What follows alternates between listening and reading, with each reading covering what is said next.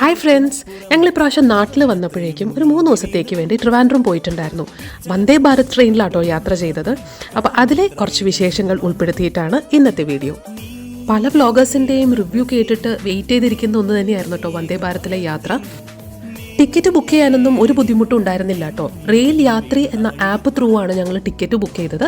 ഞങ്ങളുടെ കൂടെ 2 senior citizens ഉണ്ടായിരുന്നു, 2 പേരുടെ അമ്മമാരുണ്ടായിരുന്നു. പക്ഷേ ടിക്കറ്റ് ബുക്ക് ചെയ്യുന്ന സമയത്ത് അവർ സീനിയർ സിറ്റിസൺഷിപ്പിൻ്റെ പ്രൂഫൊന്നും ചോദിച്ചിട്ടുണ്ടായിരുന്നില്ല. ട്രെയിനിൽ TTR വന്നപ്പോൾ മാത്രമാണ് അവരത് ചെക്ക് ചെയ്തിട്ടുണ്ടായിരുന്നു കേട്ടോ. അപ്പോൾ ബുക്ക് ചെയ്യുന്ന സമയത്ത് യാതൊരു വിധത്തിലുള്ള ബുദ്ധിമുട്ടും ഉണ്ടായിരുന്നില്ല. ട്രെയിൻ ഏകദേശം കറക്റ്റ് സമയത്ത് തന്നെ വന്നിട്ടുണ്ടായിരുന്നു. 3 മണിക്കൂർ 17 മിനിറ്റിൻ്റെ യാത്രയാണ്.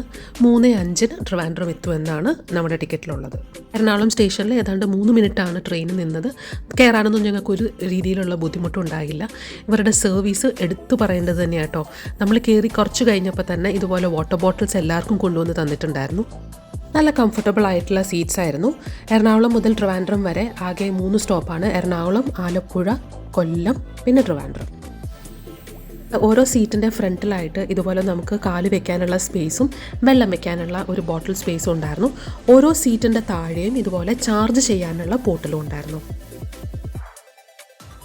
ട്രെയിൻ യാത്രകൾ പൊതുവെ എനിക്ക് ഇഷ്ടമുള്ളതാണ്. അതുകൊണ്ട് തന്നെ പുറത്തെ കാഴ്ചകളൊക്കെ നോക്കിയിരിക്കാൻ ഒരു പ്രത്യേക ഫീല് തന്നെയായിരുന്നു കേട്ടോ. നമ്മുടെ കൂടെ ഫാമിലിയൊക്കെ ഉണ്ടായിരുന്നുവെങ്കിലും ഒരു സൈഡ് സീറ്റ് കിട്ടിയതുകൊണ്ട് ശരിക്കും ജേർണി എൻജോയ് ചെയ്യാൻ പറ്റി.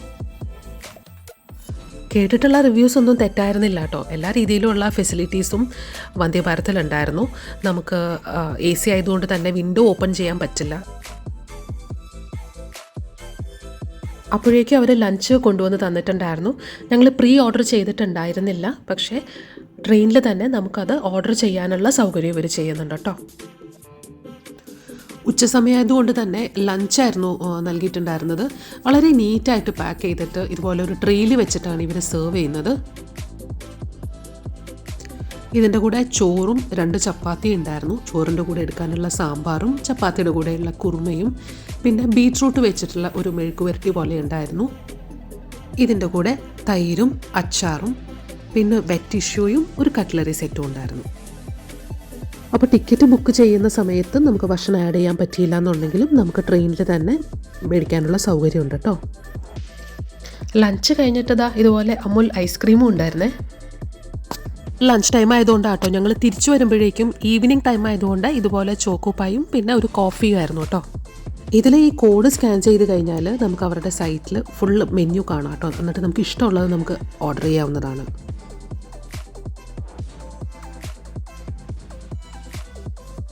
സർവീസിൻ്റെ കൂടെ തന്നെ എടുത്തു പറയേണ്ട വേറൊന്നാണ് കേട്ടോ. അധികം കുടുക്കമൊന്നുമില്ല. സാധാരണ ട്രെയിൻ യാത്രകളിൽ നമുക്കൊരു കുടുക്കം ഫീൽ ചെയ്യുമല്ലോ.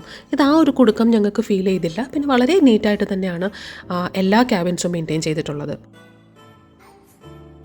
വാഷ്റൂംസിൽ ഇന്ത്യൻ വാഷ്റൂമും വെസ്റ്റേൺ സ്റ്റൈൽ വാഷ്റൂമും ഉണ്ടായിരുന്നു. നല്ല നീറ്റായിട്ട് തന്നെയാണ് മെയിൻറ്റെയിൻ ചെയ്തിരുന്നത്. ഇതൊരു വെസ്റ്റേൺ വാഷ്റൂമാണ്. ഇതുപോലെ തന്നെ ഇതിൻ്റെ ഓപ്പോസിറ്റ് സൈഡിലായിട്ട് ഇന്ത്യൻ വാഷ്റൂമും ഉണ്ട് കേട്ടോ. ഓരോ ക്യാബിനെയും കണക്ട് ചെയ്യുന്നത് ഇതുപോലത്തെ ഓട്ടോമാറ്റിക് ഡോസ് ആയതുകൊണ്ട് ചെറിയ കുട്ടികളെയൊക്കെ ഒന്ന് ശ്രദ്ധിക്കണം. അത്യാവശ്യം ലെഗ് സ്പേസും ഫുഡ് വെക്കാനുള്ള ഒരു ട്രേയും പിന്നെ ഇതുപോലെ നമ്മുടെ ലഗേജ് വെക്കാൻ മുകളിൽ സ്പേസും ഉണ്ടായിരുന്നു.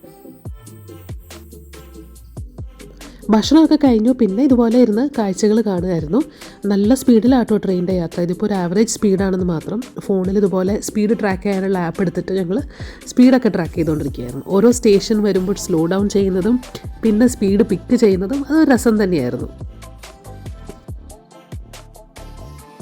എറണാകുളത്ത് നിന്ന് സ്റ്റാർട്ട് ചെയ്ത് കഴിഞ്ഞാൽ 3ാമത്തെ സ്റ്റേഷനാണ് ട്രിവാൻഡ്രം. ആദ്യം 1 മണിക്കൂറിൽ ആലപ്പുഴ എത്തും. പിന്നെ ഏകദേശം ഒരു 1 മണിക്കൂർ സമയത്ത് കൊല്ലത്ത്. 3ാമത്തെ മണിക്കൂറിൽ നമ്മൾ ട്രിവാൻഡ്രം എത്തുകയാണ്. 3:05 ട്രിവാൻഡ്രം എത്തുമെന്നാണ് പറഞ്ഞത്. ഇപ്പോൾ സമയം 2:55 ഞങ്ങൾ ഏകദേശം അവിടെ എത്താറായിട്ടുണ്ട് കേട്ടോ. കറക്റ്റ് 3 o'clock ഞങ്ങൾ അവിടെ എത്തി. എറണാകുളത്ത് നിന്ന് ട്രിവാൻഡ്രത്തെ എത്താനായിട്ട് ആകെ 3 മണിക്കൂർ. അതും വളരെ കംഫർട്ടബിൾ ആയിട്ടുള്ള ഒരു യാത്ര എന്ന് പറയുമ്പം ഒരുപാട് എൻജോയ് ചെയ്തു കേട്ടോ. ട്രിവാൻഡ്രം ആകെ 2 ദിവസമേ ഉണ്ടായിരുന്നുള്ളൂ കേട്ടോ. അവിടെ ശ്രീപത്മനാഭസ്വാമി ക്ഷേത്രത്തിൽ പോയതും പിന്നെ വളരെ ഫേമസ് ആയിട്ടുള്ള മദേഴ്സ് വെജ് പ്ലാസയിലെ ലഞ്ചും പിന്നെ കോവളം ബീച്ചും അതുപോലെ ആഴിമല അമ്പലത്തിലെ കാഴ്ചകളും എല്ലാം അടുത്ത വീഡിയോയിൽ.